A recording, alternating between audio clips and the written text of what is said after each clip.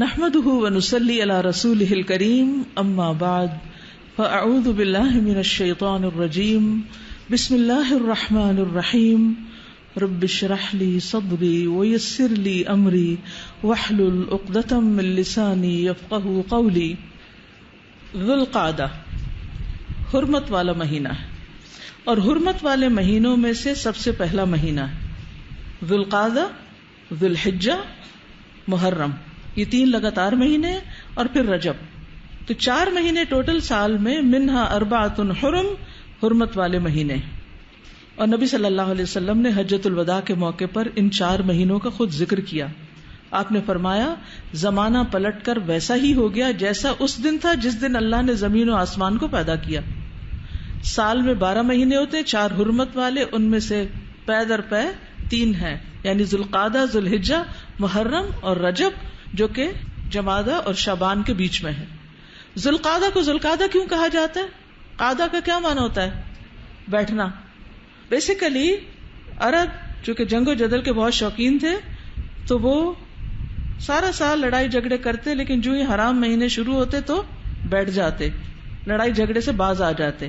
تو ذوالقعدہ یعنی بیٹھنے والا مہینہ، کہ اب لڑائی جھگڑا ختم اور بیٹھ جاؤ. تو یہ دراصل اس حرمت والے مہینوں میں سے پہلے مہینے کا نام اس اعتبار سے ہے.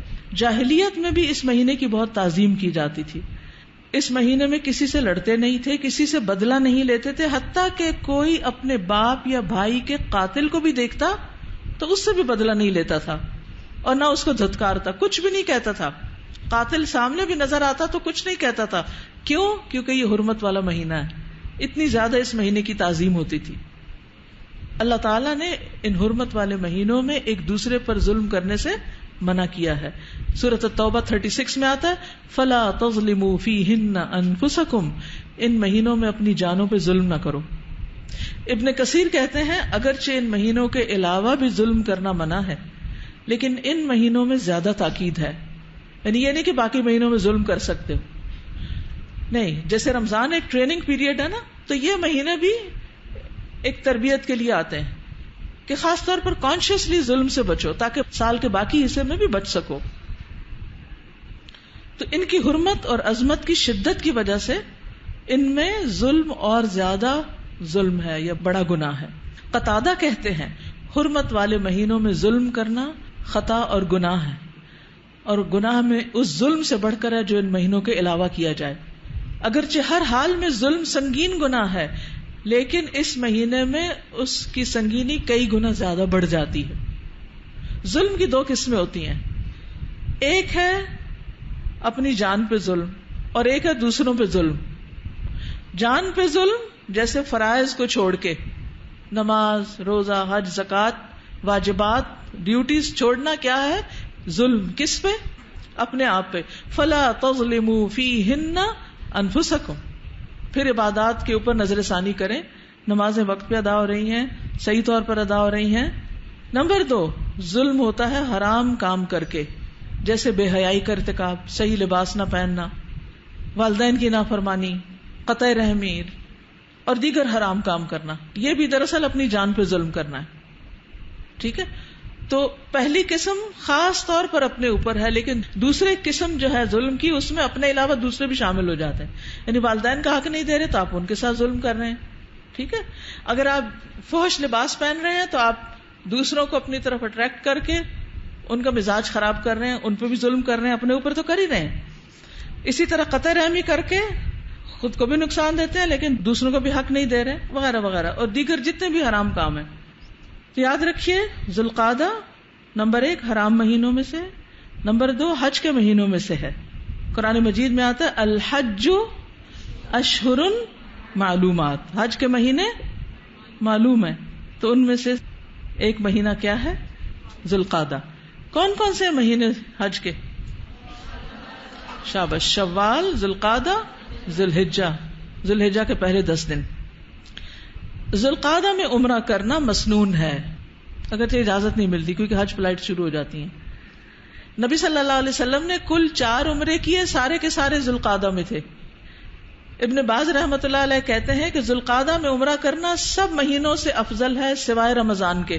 تو جن لوگوں کی حج فلائٹ ذوالقعدہ میں جاتی ہیں اور جا کے پہلے عمرہ کرتے ہیں وہ اس فضیلت سے فائدہ اٹھا لیتے ہیں، لیکن ان کو احساس نہیں ہوتا کہ ہم جو اس مہینے میں آئے یہ کتنی بڑی نعمت ہے. جب علم نہیں تو نعمت کی قدر بھی نہیں. سلف صالحین کی ایک جماعت کہتی ہے کہ اس مہینے میں عمرہ رمضان سے بھی افضل ہے. امام ابن القیم کہتے ہیں کہ ذوالقعدہ اور رمضان کے درمیان فضیلت میں تردد ہے، اور وہ کہتے ہیں ہم اس بارے میں اللہ سے استخارہ کرتے ہیں جو اس کے نزدیک افضل ہے ہمیں اس کی رہنمائی کر دے، یعنی اس کا موقع دے دے، یا تو رمضان میں عمرے کا موقع دے دے یا ذوالقعدہ میں دے دے. تو بہرحال یعنی اس سے آپ اندازہ لگائیے کہ اس مہینے میں عمرہ جو ہے وہ کتنا فائدہ مند ہے. ذوالقعدہ میں روزہ رکھنا مستحب ہے بعض کے نزدیک، لیکن اس مہینے میں روزے کی کوئی خاص فضیلت نہیں، جیسے شوال کے روزے ہیں یا ذوالحج میں اس کے کوئی خاص روزے نہیں، یا محرم کا روزہ ہے. تو یہ ذوالقعدہ کا کوئی روزہ خاص اجر والا نہیں، لیکن وہ کہتے ہیں چونکہ مہینہ افضل ہے عام مہینوں کے مقابلے میں، اس لیے اس کی عبادت اچھی ہے. اس مہینے میں کچھ تاریخی واقعات بھی ہوئے. اسی مہینے میں اللہ تعالیٰ نے موسیٰ علیہ السلام سے 30 راتوں کا وعدہ کیا. مجاہد، مسروق اور ابن جریج یہ کہتے ہیں. غزوہ بدر ثانی اسی مہینے میں ہوا. بنو قریظہ کے ساتھ غزوہ اسی مہینے میں ہوا. صلح حدیبیہ ذوالقعدہ میں ہوئی. انا فتحنا لک فتحا مبینا اسی مہینے میں نازل ہوئی. ذوالقعدہ میں کرنے کا کام کیا ہے؟ نمبر 1 اس کی تعظیم، اللہ کی حدود کا خیال، فرائض کی ادائیگی، نیک کاموں کی طرف توجہ، برائیوں سے خاص طور پر رکنا، گناہ اور نافرمانیوں کے کاموں سے بچنا. ابن رجب کہتے ہیں جس آدمی کی ان حرمت والے مہینوں میں نیک عمل کرنے سے ہمت کوتا ہو تو اسے چاہیے کہ وہ اپنی جان پر نافرمانیوں سے رک جانے کے ساتھ رحم کائے. اپنے اوپر رحم کرو. کس طرح؟ نافرمانیوں سے رک کر. فلا تظلموا فیہن انفسکم.